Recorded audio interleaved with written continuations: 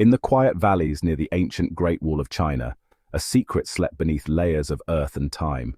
But when the dust was brushed away, a forgotten chapter of faith awakened. This is the story of the tomb of Prophet Zulkifli, and how its discovery changed thousands of lives forever. The autumn mist lingered over the ancient battlements of Gansu province as archaeologists moved carefully, each stroke of their brushes lifting away centuries of silence. Dr. Loi Wei, a man of hardened skepticism, had no idea he was about to find a stone that would split history wide open. Carvings lined the stone, alien, beautiful, not Chinese, not Mongolian, but something far older. On the side of the stone, Arabic script, ancient and solemn.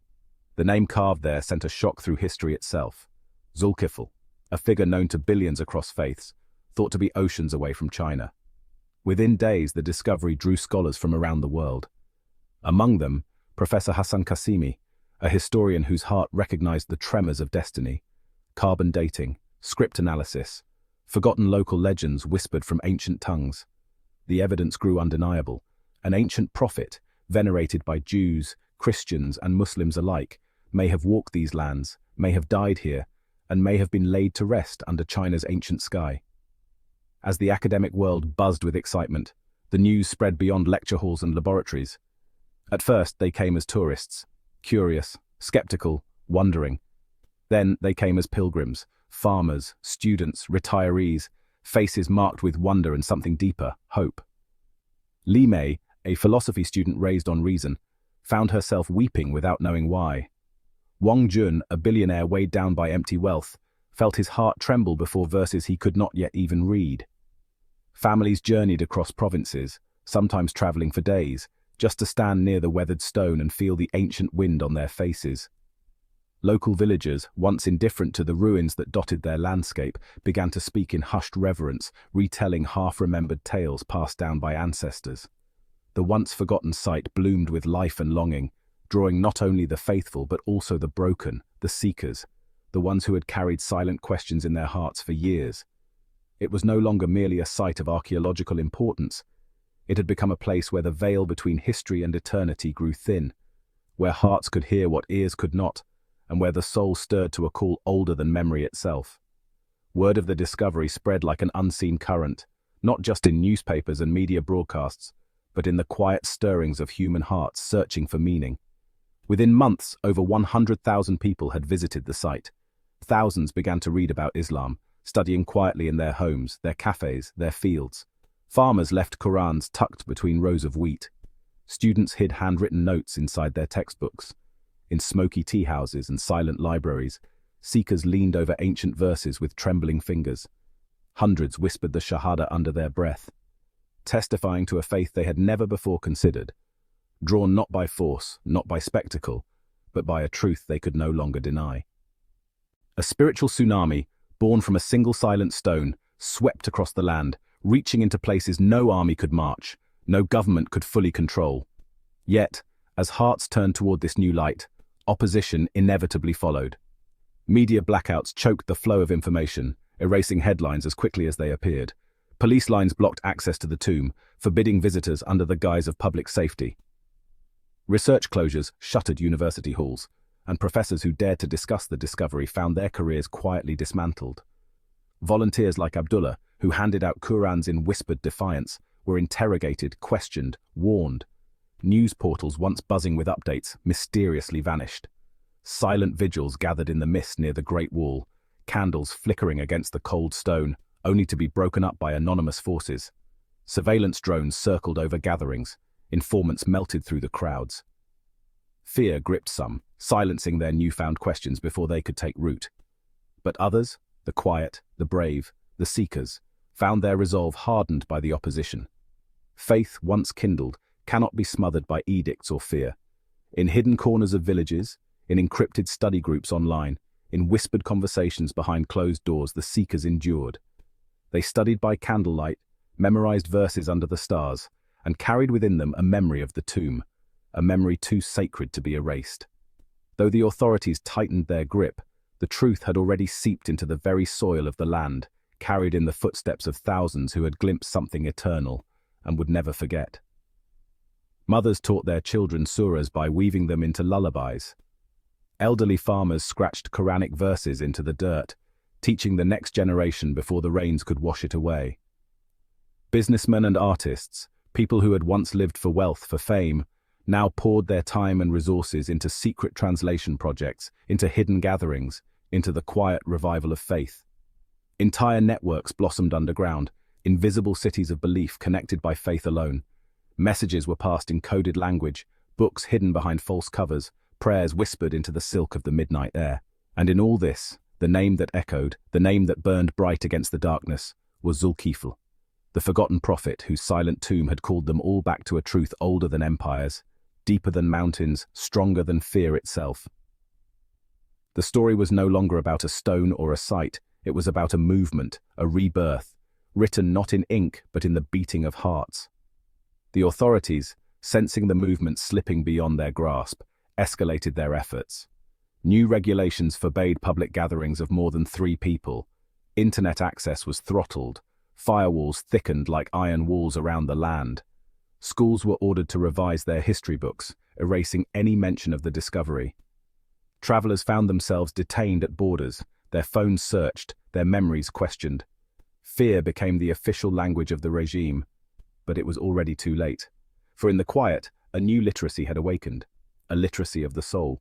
Even those who had never seen the tomb in person spoke of it as if they had walked among its stones, as if the dust of its sacred ground clung to their very breath. Hidden mosques emerged, not with domes and minarets, but in the living rooms of grandmothers, the basements of young couples, the wind-worn sheds behind old farms. Friday prayers were whispered in alleys and remote forests, the faithful bowing in unison to a truth that could no longer be imprisoned. Qurans were copied by hand under flickering lamps, each stroke of ink a silent rebellion, each word a bridge to something far greater than themselves. Every small act of worship, a whispered verse, a concealed prayer, a smuggled page, became an act of resistance, a refusal to forget what had been unearthed under the ancient sky. Among them rose unlikely leaders. Li Mei, the philosophy student once skeptical of all faith, became a teacher, gathering small groups of seekers to study by candlelight. Wang Jun, the billionaire once hollowed by wealth, spent his fortune building safe houses for study circles, until his name too disappeared from public records. And Abdullah, beaten and exiled, returned again and again in secret, refusing to leave his brothers and sisters behind. The movement had no flag, no headquarters, no official name, and yet it moved with the unstoppable gravity of a rising sun. The name of Zulkifli, the silent prophet, became a secret password between strangers, a whisper passed on trains, on dusty village roads, in the heavy silence of government checkpoints. His tomb had been discovered by accident, but in the hearts of the people, it had been rediscovered by destiny. No walls could contain it, no bans could erase it. What had started as a forgotten grave beneath China's ancient sky had become a living river of faith, carving unseen paths through the hardened soil of fear. And so, while the world above continued its charades of control, the televised parades, the hollow speeches, the endless promises, something deeper stirred below. A seed planted in the ruins of forgotten history, watered by the tears and prayers of the sincere, broke through the ground, and from it rose not just believers, but a new generation of witnesses, guardians of a secret no empire could bury again. In the quiet aftermath of official repression, a silent revolution took root. Li Mei, once a skeptic, began teaching her closest friends in secret. Wang Jun started translating Islamic works into Mandarin, building bridges where none had existed before. Thousands found ways to learn, through sincerity, through hunger for truth, not through permission. No banners announced the movement, no loud slogans declared it, only the quiet blooming of 1,000 hearts turning toward a faith hidden for centuries. A new dawn stretched its fingers across the land, from the dusty tombstone carved with the name Zulkifli to the vibrant dreams of a generation seeking meaning. A new chapter was unfolding, quietly, stubbornly, beautifully. They tried to hide it, they tried to silence it, but how can one bury a sunrise? How can anyone silence the call of the soul? And as the months turned to years, what had begun as a ripple in a forgotten corner of the world grew into an undercurrent no walls could contain. Beyond China's borders, whispers of the awakening stirred hearts in distant lands.